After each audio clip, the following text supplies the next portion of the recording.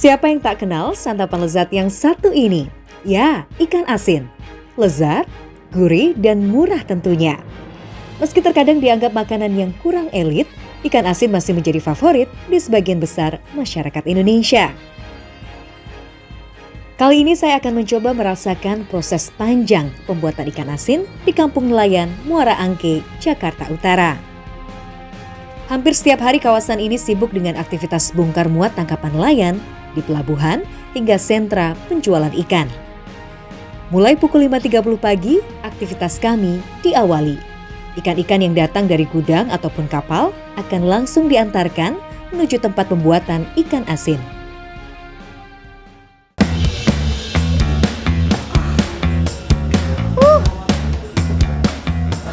Pemberani, ini adalah ikan yang baru saja datang dari kapal, dan ikan ini adalah ikan tongkol abu, dan beratnya itu bisa sampai 6,5 kuintal. Jadi satu yang ada di bak ini tuh bisa sampai 6,5 kuintal. Pak, ini tuh bisa sampai 6,5 kuintal ya Pak ya beratnya. Oke. Nah sekarang saya mau membereskan dulu ikan-ikan yang masih banyak ada di dalam sini.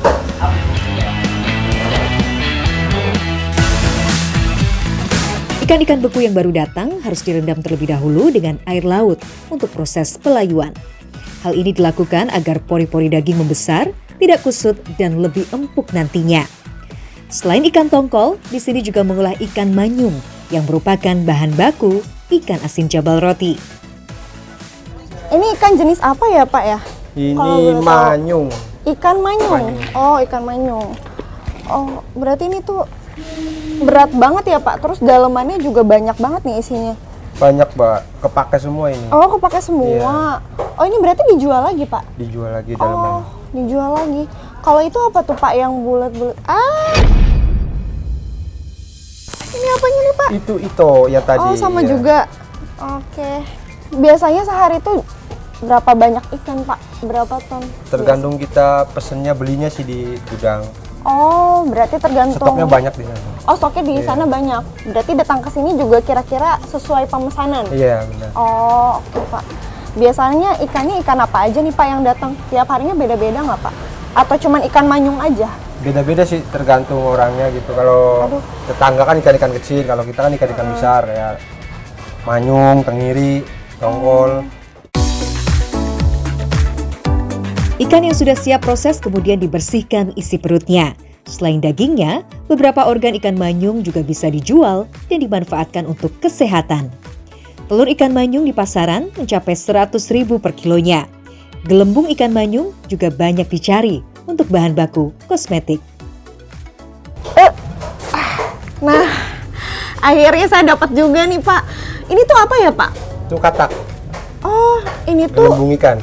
Oh, ini tuh gelembung ikan Iya, yang suka diekspor ke luar negeri itu ya? Wah, pemberani, ini adalah gelembung ikan yang punya fungsinya sebagai bahan kosmetik. Jadi pantesan banget ya, sering banget diekspor ke luar negeri. Wah, ini keren banget ya Pak ya. Itu daleman ikan manyung paling mahal itu Mbak. Oh, ini di antara paling yang mahal. lain. Dan nggak semua ikan itu terdapat gelembung ikan ini. Jadi cuma di beberapa ikan aja, seperti ikan hiu, ikan kakap, dan salah satunya ada di ikan manyung ini. Oke. Ini Pak udah berhasil ya Pak ya? Iya. Oke. Setelah dibersihkan, ikan kemudian dibelah. Pemotongan diawali dari punggung ke arah perut dan dilanjutkan di sisi lain dari perut ke punggung. Dua tulang di dekat sirip punggung dipotong agar ikan terbuka lebar. Satu ekor ikan manyung bisa mencapai 2-3 kg. Di sini, ikan yang datang bisa mencapai 7 ton tiap harinya. Oke pemberani, jadi di produsen ikan asin ini tuh nggak cuman ikan manyung aja nih, tapi ada ikan tenggiri, ada ikan tongkol juga, dan untuk cara pemotongan dan juga pembersihannya tuh beda banget. Kalau misalkan ikan manyung ini kita harus buang siripnya dulu ya Pak, sama tulangnya juga. Nah kalau misalkan ikan tenggiri sama ikan tongkol itu cuman dibuang dalamnya aja atau isinya aja. Melihat Pak Samson membelah ikan, saya jadi tertarik untuk mencobanya. Karena bobot yang cukup berat dan juga keras, saya harus dibantu agar tidak terlalu berbahaya untuk saya.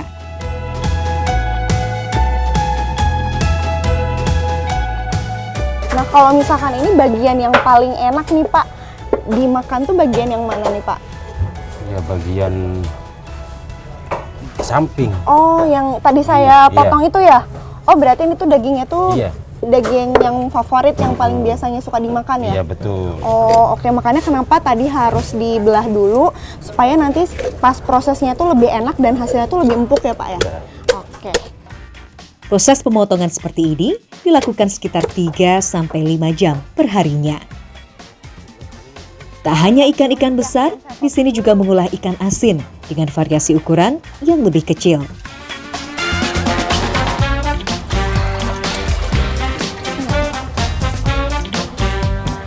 Nah, pemberani, ternyata di sini tuh nggak cuman ada ikan-ikan besar aja, ada juga ikan kecil. Nah, ini tuh jenis ikannya itu ikan apa nih Mas Bule? Ikan kembung. Oh, ini tuh adalah ikan kembung. Selain ikan kembung ini ada jenis ikan apa lagi, Mas? Ada jenis ikan layang beles, Oh, terus ikan selar. oke. Habis itu selar, semar juga ada, ikan semar, teri. Ya udahlah, nggak lainnya mah kurang tahu lainnya. Oh, banyak banget ya Mas Iya, Bule. banyak. Biasanya tuh paling banyak berapa datangnya nih? Datangnya gitu. Datangnya berapa kilo kah, berapa ton kah? Terkadang kalau banyak 3 ton. Oh, sampai 3 Ya, ton. sampai 3 ton. Ini mah sedikit, ton doang. Oke, dan sekarang ini yang baru datang hari ini tuh ada 3 ton. Jadi jenis ikannya itu banyak banget, nggak cuma ikan kembung aja, ada ikan layang deles dan juga ikan yang lainnya juga ya. Langsung aja ya Mas Bule. Abis Ya, ini kita mau ngapain lagi nih? Digaramin aja sini. Oh iya, kita Ya. langsung ke proses Bawa. ini ya, Ya. penggaraman ya. Berbeda dengan ikan besar, ikan asin kembung ini tidak melalui proses pemotongan. Ikan utuh langsung digarami untuk nantinya diproses menjadi ikan asin peda. Nah, setelah itu pakai apa Mas Bule? Pakai garam. Oh, garamnya mana? Ini, Oh, ini. Oh, ini tuh garam apa, Mas? garam kristal. Oh, coba saya boleh pegang ya? Iya. Oh, ini tuh garam kristal ya? Dari mana nih garamnya Cirebon. asalnya? Oh, dari Cirebon. Oke, kenapa sih Mas harus pakai garam kristal ini? Biar ikannya kenceng, Kak. Oh, Biar nggak direbusnya, biar nggak hancur gitu. oh, jadi lebih padat pakai ini ya? Iya, pakai ini. Oh, oke. Nah, pemberani, sekarang kita udah mulai ke proses pengasinan dan garam yang digunakan itu adalah garam kristal. Kenapa garam kristal? Supaya ikannya itu lebih padat dan lebih enak pas proses pemasakannya. Oke, langsung aja ya Mas ya? Ya. Caranya gimana? Caranya Tinggal gini. ditabur biasa aja? Oke. Oh, Untuk memproses ikan, biasanya dibutuhkan garam dengan berat 5-30% dari berat keseluruhan ikan. Garam yang dipakai harus memiliki kemurnian tinggi dan mengandung NaCl minimal 98%.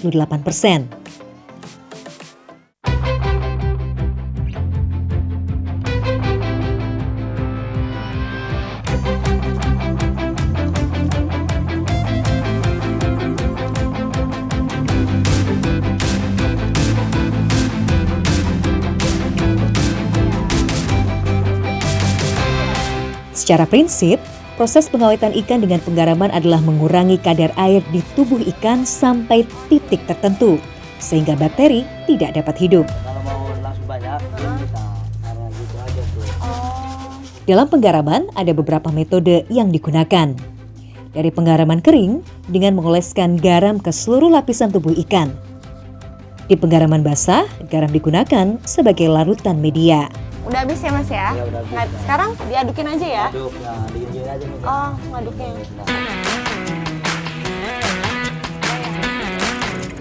Nah, pemberani, setelah proses pengasinan dari ikan kembung ini, kita bisa tunggu selama 3 jam ya Mas Bule ya? Iya, Oke, jadi nanti setelahnya baru bisa langsung melakukan proses perebusan. Perebusan, iya. Jadi untuk proses pengasinan ikan kembung ini tidak perlu di suhu udara yang tertutup atau nggak perlu diungkap. Jadi bisa di suhu udara yang terbuka ya. Terbuka bisa. Oke.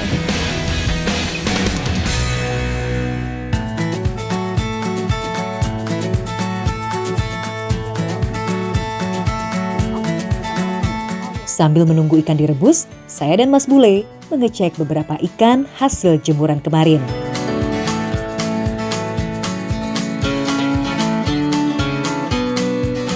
pemberani, ini matahari udah mulai terik ya, dan sekarang kita sudah selesai proses dari penjemuran ikan tongkol ya, Mas Bule ya. Nah, abis ini ada kegiatan apa lagi nih, Mas? Ini waktunya istirahat, Kak. Biasanya Mas Bule istirahatnya di mana? Ya di rumah bareng sama istri masak. Oh gitu. Rumahnya di mana, Mas? Sono. Oh, saya boleh ikut istirahat sebentar nggak, Mas? Ya nggak keberat ya, Kak. Cuman ada sedikit malu lah. Ah, kenapa malu? Rumahnya kecil. Nggak apa-apa, Sempit tadi Mas. tempatnya. Nggak apa-apa kok. Saya sambil silaturahmi juga sama istrinya, Mas ya. Nggak apa-apa, boleh? Gak apa-apa. Oh, ya Ya udah. terkadang saya kalau mau masak ke istri ya ambil ikan asin dikit ya buat goreng. Gitu. Berarti abis kerja biasanya sehari-hari bisa langsung makan siangnya sama ikan asin Iya, juga sama ikan ya? asin. Oh iya. Ya terkadang kalau ada duit pakai telur gitu beli, ambil ikan asin. Saya bantu ambilin boleh? Ya nggak apa-apa. Nih. Ya, goreng. Oh iya. Segitu cukup.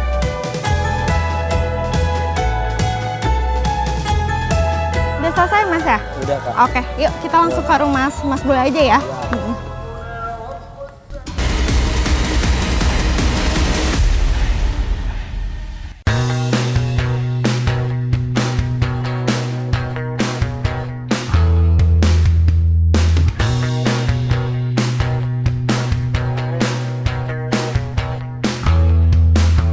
Di kampung ini banyak masyarakat yang menggantungkan nasibnya sebagai pembuat ikan asin. Salah satunya adalah Andi atau biasa disapa Bule. Pria 25 tahun yang sebelumnya adalah nelayan ini memutuskan untuk bekerja di sini sejak 7 bulan lalu. Kecelakaan kapal yang hampir merenggut nyawanya membuat dia memilih bekerja di darat sebagai buruh ikan asin.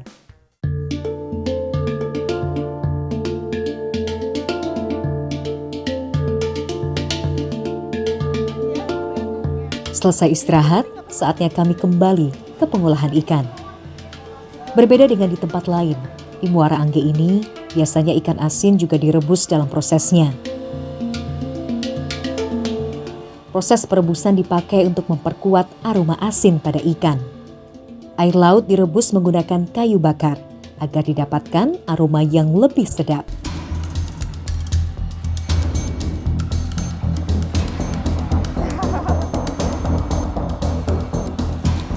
Tapi ketika mengambil ikan untuk direbus, tangan saya tiba-tiba merasakan gatal yang luar biasa. Entah kenapa, rasanya pun semakin panas. Mas, ini kayak tangan saya kok gatal-gatal ya, Mas ya? Tapi mau ngegaruk susah. Susah garuknya. Oh, biasa kalau sama tali itu ntar lah. Nanti makin gatal ya. Yang gatel badan-badan, Kak. Aduh, mana masih banyak lagi ya ini ya? Masih banyak. Wah, Mas kenapa sih bisa gatal kayak gini? Ya karena ini air blong, air garam. Oh.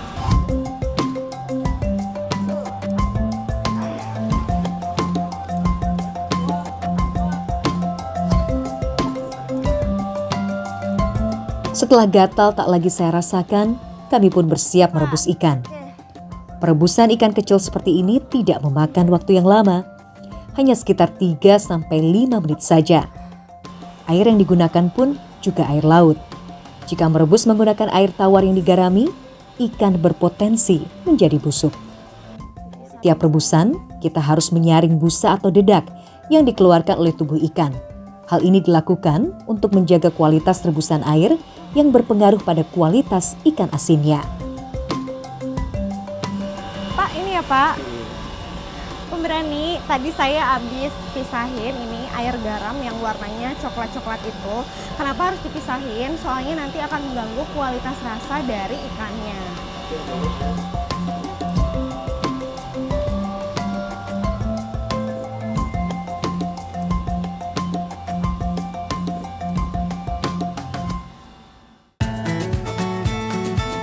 Ciri-ciri ikan yang sudah matang bisa dilihat ketika mata ikan sudah mulai berwarna putih. Ikan harus segera diangkat agar tidak hancur. Tapi saat mau mengambil, mata saya rasanya tidak mampu menahan perih dari asap perebusan ini.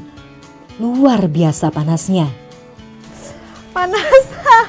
Sebentar ya pemberani, ini apinya tuh udah mulai, karena udah matang, jadi ini air garamnya ini tuh langsung larut. Nah, ini saya lagi mencoba untuk mengangkat ikan-ikannya, tapi tadi baru 2 keranjang aja karena saking panasnya.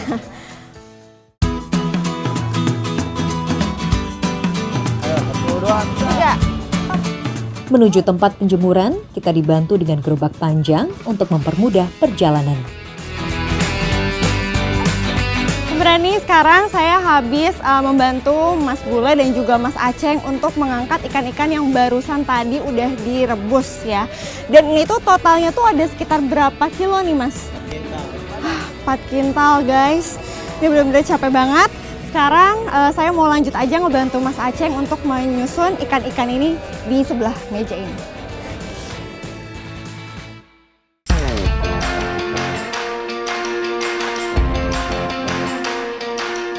Bagi pembuat ikan asin, musim hujan seperti ini sering menjadi kendala dalam proses pengeringan. Maklum, proses tradisional masih sangat mengandalkan panas matahari. Hari ini kami beruntung. Cuaca yang bersahabat sangat membantu dalam proses pengeringan. Karena jika hujan, pengeringan bisa saja mencapai 5 hari. Pemberani, ini cuaca benar-benar terik banget dan kata Mas Aceng ini tuh masih belum seberapa, jadi kebayang banget kan teriknya kayak gimana. Ini aja tuh udah benar-benar luar biasa panas dan saya juga udah benar-benar gerah banget di sini. Dan untuk proses penjemurannya itu cuma 1 hari aja, jadi hari ini bisa langsung dijemur, besok bisa langsung diangkat lagi.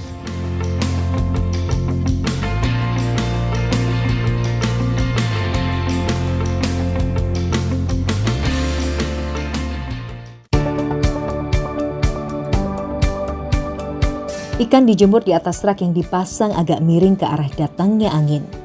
Lama penjemuran biasanya 24 jam dengan intensitas matahari tinggi atau biasanya 8 jam selama 3 hari. Untuk ikan besar dan berlemak biasanya butuh waktu menjemur lebih lama. Meskipun pengeringan mengubah sifat daging ikan, tetapi nilai gizinya relatif masih tetap sama. Ikan yang sudah kering segera kami angkat untuk nantinya di packing.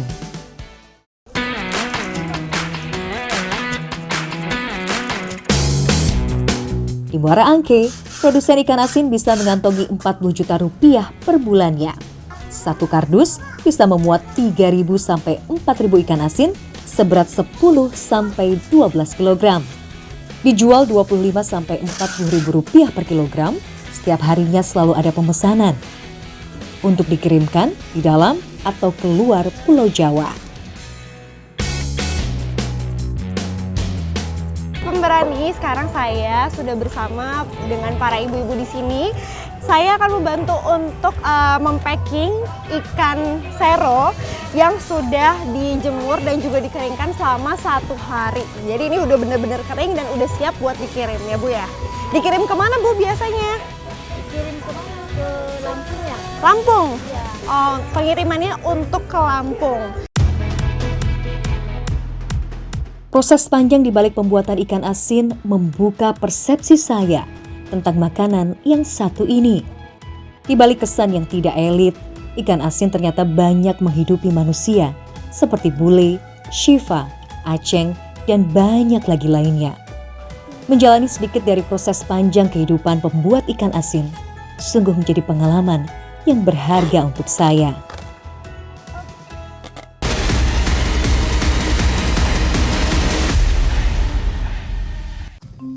Saya bantu ambilin boleh? Ya nggak apa-apa. Nih. Sebelum pulang istirahat, Bule membawa beberapa ikan asin untuk dimasak nanti.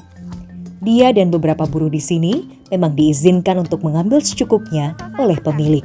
Oke, yuk kita langsung ke rumah Mas Bule aja ya.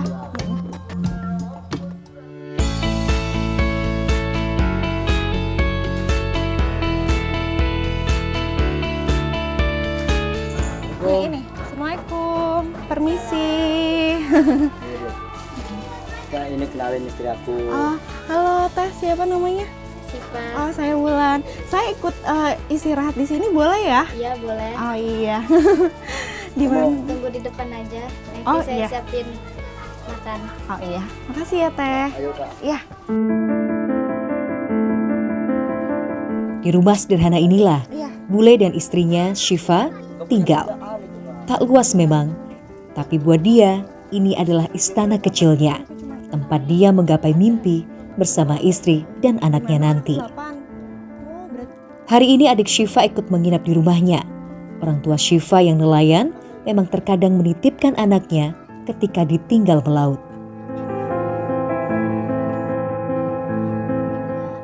Tak berapa lama, makan siang pun telah siap. Masakan sederhana inilah yang hampir tiap hari menjadi menu mereka. Tiap hari bule memang bisa mendapatkan hampir Rp100.000.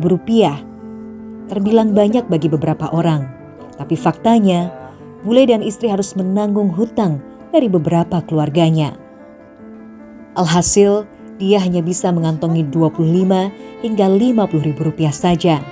Sungguh jumlah yang minim untuk hidup di kota Jakarta. Enak ini ikan asinnya. Kenapa? Harus makan yang banyak kan biar dedeknya juga sehat. Rumah yang awalnya hanya kerangka kayu inilah yang menjadi saksi bisu perjuangan bule dan Syifa. Bule mengumpulkan dari menyusun sendiri triplek tipis bekas bangunan di tempat kerjanya. Meski sering bocor, inilah tempat yang paling nyaman untuk mereka saat ini. Oh, berarti sebelumnya belum terpasang rapi seperti ini ya? Nggak ada. Oh, nggak ada. Ya ini baru-baru ini lah. Kalau dulu mah ya pas saya waktu kesini baru nikah, itu rumah banyak sawangnya. Terus ada kotorannya, ada batang kucing gitu kan. Kan saya terus jadi bos tuh kan saya ngomong sama bos kamar ya, bos saya minta balok. Nah terus bos kamar itu mau main di sini, terus lihat rumahnya. Kalau kamu kasihan ya istri kamu berdua ambilin balok gitu bos kamar. Ya saya kasih sama istri saya ambil aja balok itu kan. Nah terus saya bangun di sini. Triplek apa? Nggak beli itu dari sini, diturunin aja dipindah sini gitu ke asbes. Kalau beli mah ya nggak ada biayanya gitu kan. Hidup bule memang penuh perjuangan, tapi melihat kebersamaannya dengan istri, saya menemukan kegigihan dan percaya diri dari mereka. Percaya akan hasil perjuangan dan jalan terbaik dari setiap kesulitan. Dalam hati saya berharap anak yang dikandung istri Mas Bule akan diberi kekuatan dan kebesaran hati seperti kedua orang tuanya.